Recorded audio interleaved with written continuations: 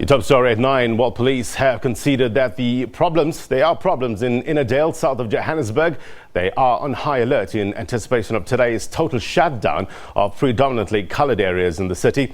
Residents of Ennerdale, south of Johannesburg, have blockaded roads with burning tyres.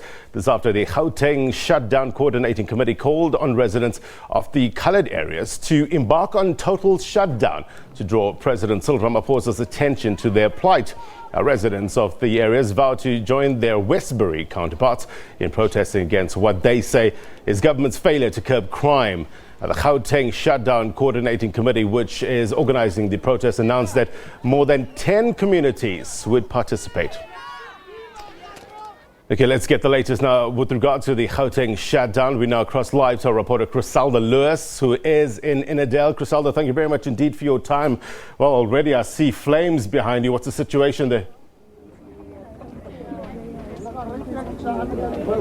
Well, that's right, Blaine. As I earlier indicated, flames of fury here in Ennerdale as residents say they will call for every single coloured township here in the south of Johannesburg to join in this action. That has been the call that has been made over the past couple of hours into past couple of days as we've seen the situation unfold there in Westbury, just not too far from where you are broadcasting from.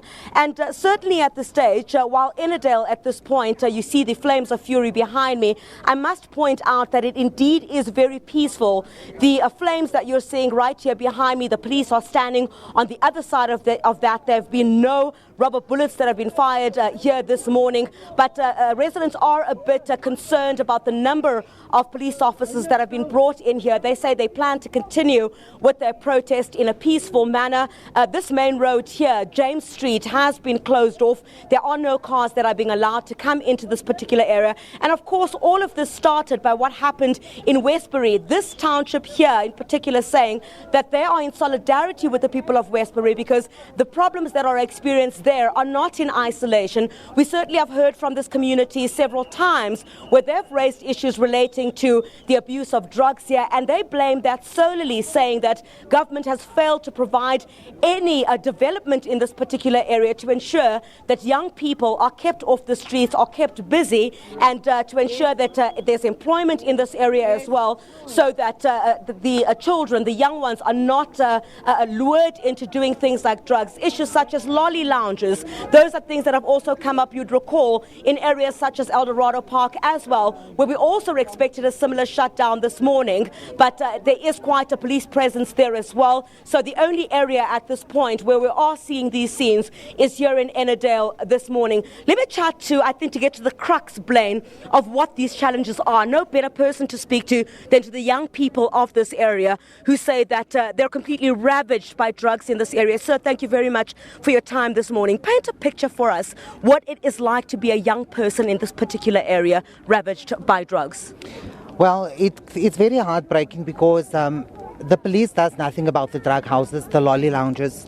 There's young children being murdered by the drug lords. Nothing gets done about that. As you can see, we've got a lot of police now coming in here, but when the lounges, the lolly lounges and the drug issues are going on here in Ennerdale, nothing gets done about that.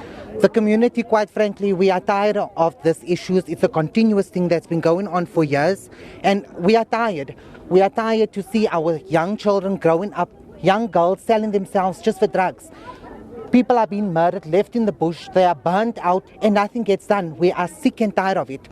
I mean, the police are also in cahoots with the drug lords, and it's unfortunate that it's not all the policemen, but there are police people or policemen that are involved in cahoots with the drug lords. We are sick and tired of it. All we want is a development in our community. We want proper education for our children.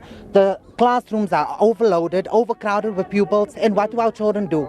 There's lots of poverty here, and what leads to poverty? It's sex, girls selling themselves, young people selling drugs. And the crime escalates here. We feel no longer safe in our own communities. There's no future here anymore. So When does it end? When does it end? As young people, and perhaps this is probably a question I can also phrase to the older generation, is that you live in a community where everyone knows each other. Is it not known who these drug dealers are, who these drug lords are?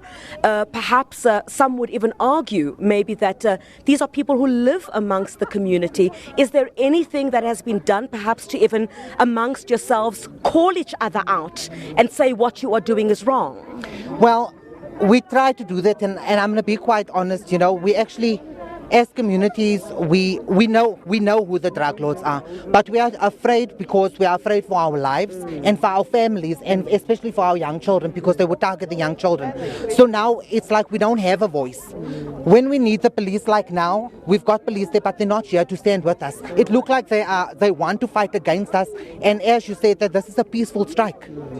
All right, let's just very briefly, Blaine, I know that you've got other news to get to. Let me just chat to another young person. Sir, for you, what is it like on a day-to-day basis here in Ennerdale, having to live amongst some of the issues that your fellow community members spoke of?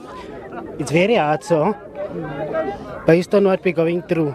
If I leave between 5 o'clock and 5:30 to work at a 24-hour shop, there's young people ages from 9 up until 18 years old, robbing the girls just to have it 50 rand to buy drugs. Drugs is so bad in Ennerdale. People is even using Nigerians to bring drugs into Ennerdale. Now what the police is, the police actually held those drug lords to bring in the drugs. So it's bad for us. I don't know what we can do, but all that I can say is we must pray and ask God to help those peoples, knowing that we're living in the last days. History repeats itself. What we need to do as a community, we must stand together and not bring each other down, because in a colored community we have more hatred than loving ourselves. Therefore the black people is going forward and getting everything right. Now with us, we're going to have a strike. Tomorrow we're not going to worry again with each other. If the next person robs the one colored, then they don't even worry with it. Now with regards to the drug issue, the 24-hour shop, I'm going to be quite honest to you, they even took out the license to have it 24-hour open. They're selling undercover drugs. That's what the problem is now. And now that the one person told us, we can't take out the people because we're scared for our lives. Right. But what can we do? We must just go on our knees and ask God to forgive those people and let us live a better life, because we are the people that's trying our utmost best to go out and earn the little that we have in order to have a good life. But with regards to drugs, it's a struggle. And based on the government, it's so bad in the government. I'm disappointed in him. All right. So thank you very much for your time. Blaine, that's certainly the sentiment that is shared amongst many of these communities, where I think one of the main questions I have been asking is that you would know, of course, that the people who are gathered here today who are saying they're sick and tired of drug abuse in their areas, I've often asked them questions, don't they know who their next door neighbors are, who these people are who are selling these drugs? But what both of them have certainly indicated is that there's so much fear in this community. You really cannot go next door or to the next street and call out people who are peddling these drugs in these communities, because they're afraid for their families, they're afraid for their lives. So the help that they hope to get from police is certainly what they say not forthcoming in this instance. But we'll continue to broadcast from here. This march continues to be peaceful. There's been absolutely no a show of force on the part of police at this stage as well. They're just leaving the protesters to be here on the streets to make their voices heard. But I think overall what they would expect is that probably somebody in authority would be able to come and give them a way forward. I think perhaps some of the issues that were raised in Westbury as well, perhaps they would also want someone in authority to come and put a way forward, because some of the allegations that they are also making pertain to alleged corruption at the police stations, and are saying that those in authority, including the police, have done absolutely nothing to help the situation here. Yeah, I guess the common refrain that we've been hearing over the past couple of days is enough, isn't it? And there's seemingly great solidarity among the communities. You've had a chance to talk to many people this morning. What's their opinion with regards to what they're seeing in Westbury, the deployment of the tactical response unit, the tactical response team? Some are saying it's nothing new. I have sold drugs in apartheid era because I couldn't Well, I'm find really the work. struggling to hear you at this stage, Blaine, because obviously some of the community members themselves are saying that let me just have a chat to him and give him a voice as well. So you are very quite passionate about what you're saying at the moment. Our people are being marginalized here, right now. If our children go and look for work, they are not particularly black. That is the problem.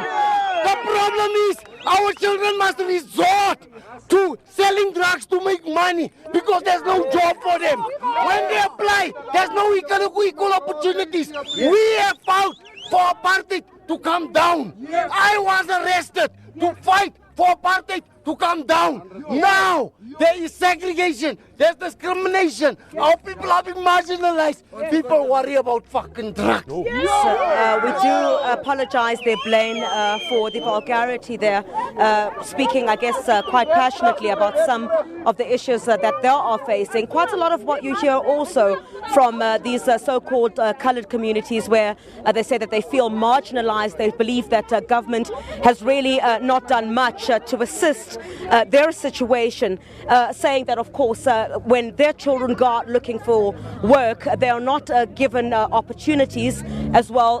Underdevelopment in this area is also something that they have also really raised at this point. One of the Johannesburg Metro Police Department cars, very few of them that have been brought into this area. Not much of the litter that we saw last time, Blaine. You recall the last time we had been broadcasting from here just to speak to this issue of marginalization. I think, Blaine, this structure that has been put here in the middle of the road really paints a picture of what this community is basically saying. Before not white enough, now not black enough.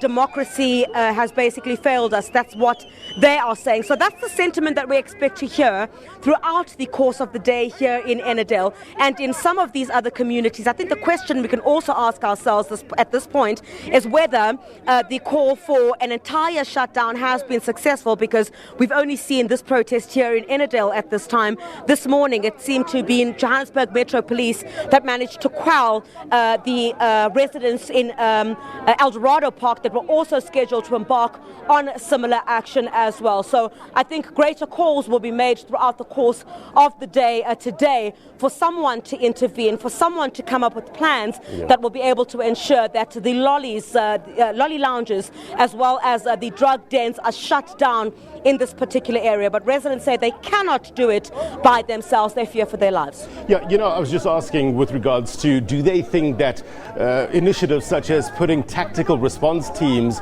in communities is the way forward? Because I think some saying that it's nothing new. It's been done before. Yeah.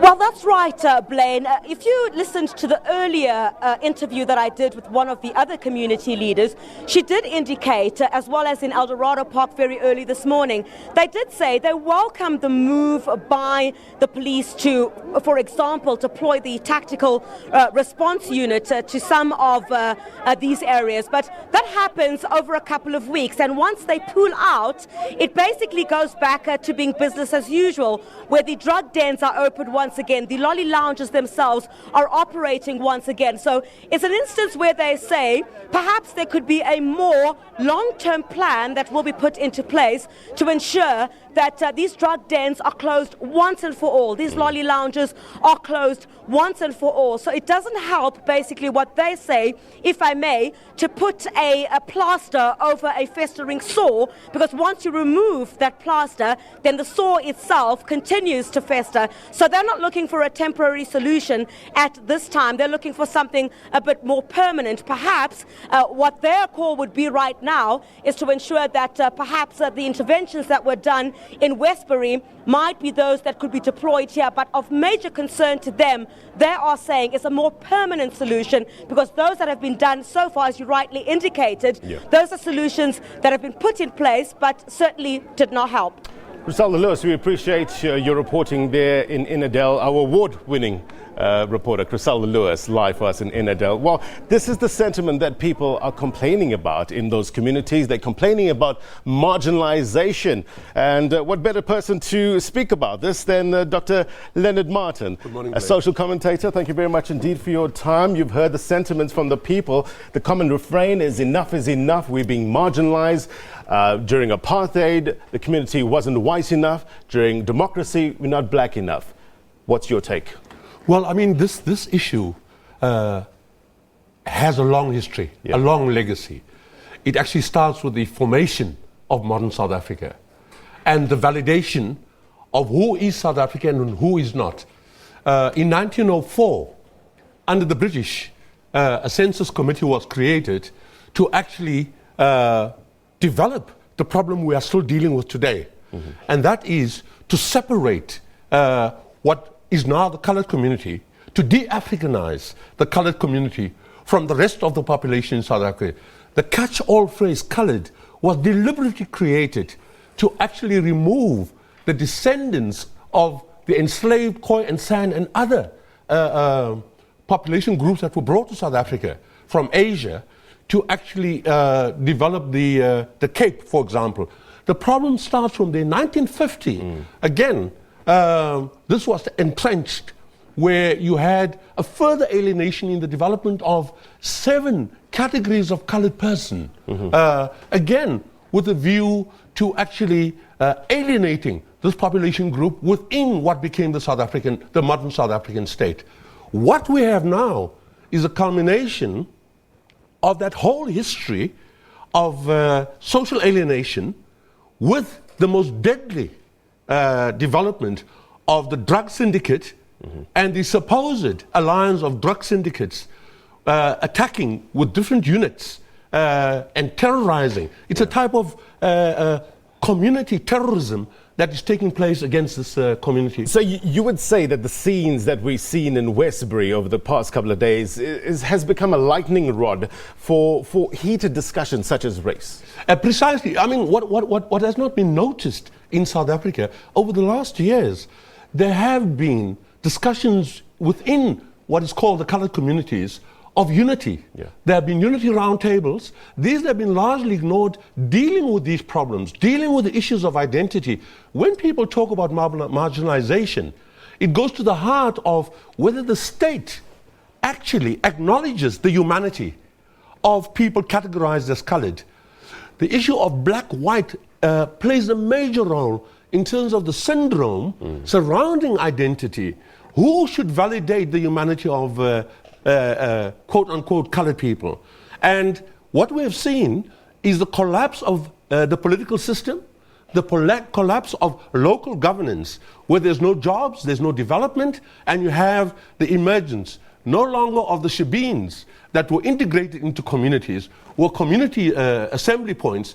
Now we have the most deadly grouping called the drug lords, seen to be in alliance with the police system. And what is happening is that murder has become normalized. Intimidation has become normalized. You are having communities living in a constant state of terror. And this has been raised before. But unfortunately, it has worsened. It has become entrenched, as if now you have a culture of destruction being visited on the colored communities. So you're saying that the various levels, the failures at the various levels has manifested in issues and scenes like this, isn't Absolutely. it? In terms of the identity viewpoint, where does the colored community see themselves in South Africa? Where do they fit in? Well, what is called the colored, and one we have to stress that, this again is an ideological label, a catch-all label imposed on this population group, starting with the British. They see themselves as centrally South African. For example, the issue of the land question is beginning to feature prominently in the colored community. How were these people separated from ownership of resources and ownership of land? Of course, you have to go back to conquest and the alienation that has taken place.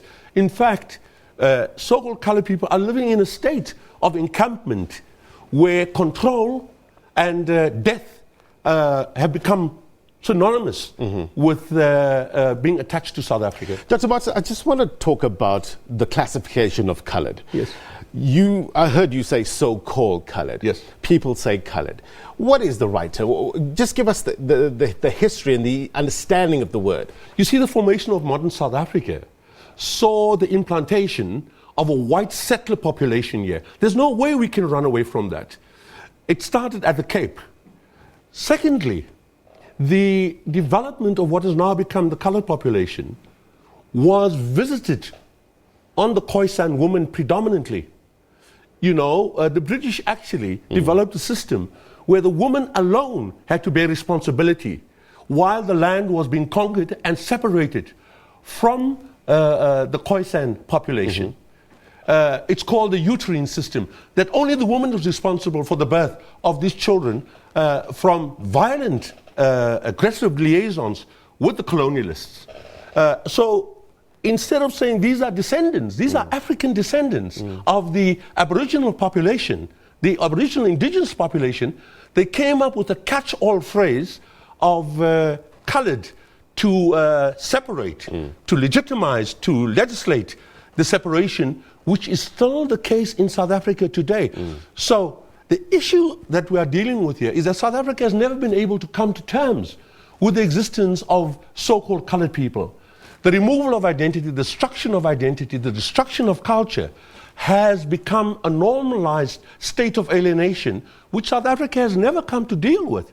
Hence the racialization of issues. We are not white enough, we are not black enough.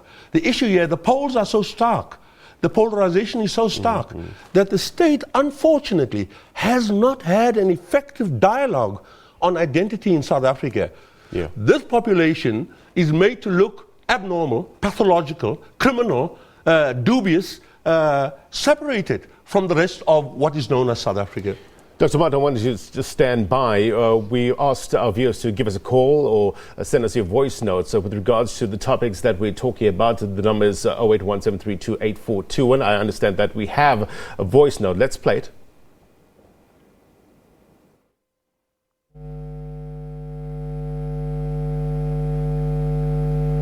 We should stop blaming the police, the government. We should take responsibility as communities, because what happens most of the time is that when these criminals are being prosecuted, when these criminals are being arrested, we come out and defend them and say the police are unfair. And remember, these policemen are community members as well. They die every day trying to protect us, but we don't do the same for them. You know, we don't stand up as communities. Our priorities are on different things. But when it comes to crime, we know these people. It's not that we don't know these people. We know these people that do crimes in our communities. We know the people that sell nyaupe, but we don't give them out and sell them out to the police. So we expect the police to come and do miracles. They will be there physically, but if they're not given this information, there's nothing that they can do. We need to start standing up as communities and doing work. My name is Gosnat Nolos. Thank you very much indeed for your comments and your opinions. Continue to send them 0817328421. Dr. Martin, you heard there. Talk to us about unity among the coloured community, the so-called coloured community. I mean, from what Chriselda Lewis was talking to a few people on the ground there, talking that there's more hatred than loving each other. Well, what has happened is that the social fabric, which has come down from the days of white superiority and apartheid, that social fabric has, to all intents and purposes, loosened. What you now have, and the drug lords and their units are a reflection of a type of social choice. Yeah. Call it ghetto individualism, that you have to survive at all costs. And what the drug lord offers you is the opportunity of an escape from the norm. The norm is to be trained, to be skilled, to actually contribute to the community.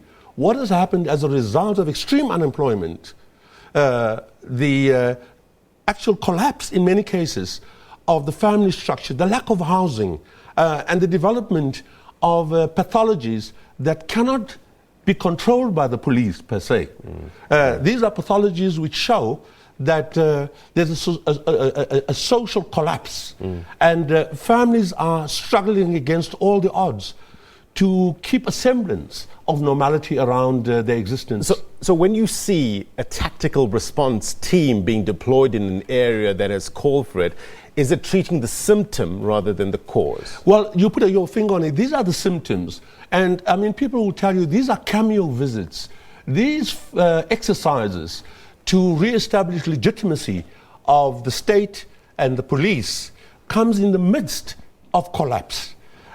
These are deeply rooted social and cultural problems which would need a total overhaul of these communities.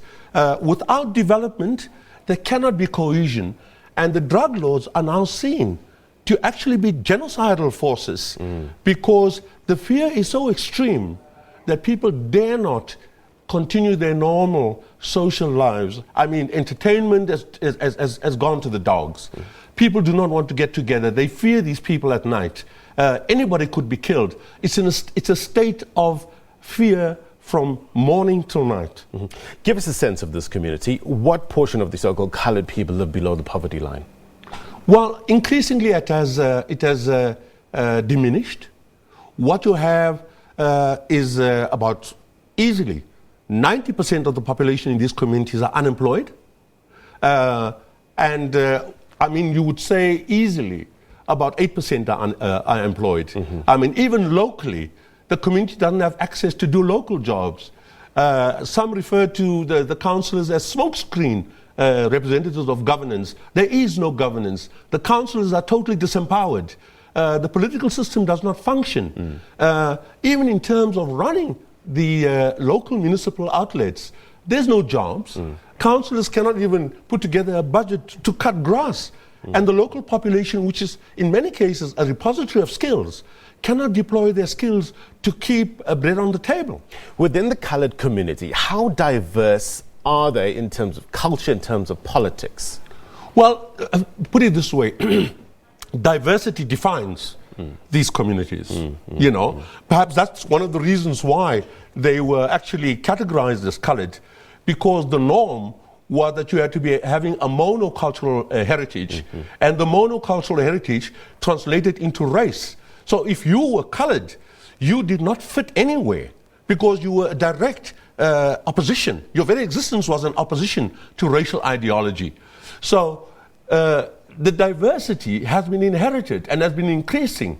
Many people say the best community to fit into, not to be rejected, is the so-called colored community, you know, because the culture is so dynamic. However, the stresses have produced pathologies which actually put the very existence of these communities at risk. So culture one, what about language? What about the use of Afrikaans? Well, Afrikaans, again, is a contested language. This is a language that arose from the Khoisan population. As time emerged, really in the 1930s, what is now called the white Afrikaners adopted the language. I mean, some person like General Smuts used to refer to this as the hot knot style. He refused to speak it, you know. Of course, over time, it was usurped. But it is part of that heritage that has come down to us from the Khoisan population, the original population, to us today. So at the core of the identity of colored people is the language of Afrikaans, which again is being structurally attacked in schools. I mean, it's amazing that the language is being done away with in the name of non-racialism, which causes huge stresses in the home. I mean, you are encouraged to learn Xhosa or Zulu or Sotho, but in the home, your language is Afrikaans. Many people view this as a move to set up children for failure, because there is a cutoff, there's a disalignment between the community and what's happening in the schools today. If we take, look, 20 years, over 20 years of democracy, 2 decades, we're still talking about this, we're having this discussion. That says a lot. That says that there's still a lot of work to be done. There's no quick fix here, Absolutely. isn't it? So what's the solution? How do we go about this? We have to confront our true identity as a country.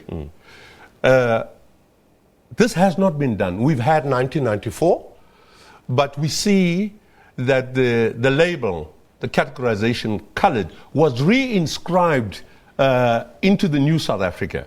And many question why this was done. So we need an effective, critical dialogue. Whether people become comfortable or uncomfortable is beside the point. We need to find a healing passage together in terms of addressing the economic, the political, and the cultural wounds that are growing open by the day in South Africa. At the center of this is the issue of classification of race. Race, the premise of race, is completely illegitimate. And by the day, science is disproving that. So we need that dialogue. What is the meaning of race today? Yeah. What is the meaning of race? In short, we need a dialogue where we reopen what has been brought to us viciously by colonial imposition, which we have not resolved. And I think that's the order of the day today, because it's increasingly becoming apparent that South Africa has entrenched racialization and is left without options. Yeah. It's such an important topic to discuss. I'm afraid that we've run out of time. I mean, it needs a lot of discussion, you know, a lot of role players to come together and put forward their solution in order to take this conversation forward. Dr. Leonard Martin, thank you very much indeed for your time. Always appreciate your insight. Dr. Leonard Martin there is a social commentator. Let's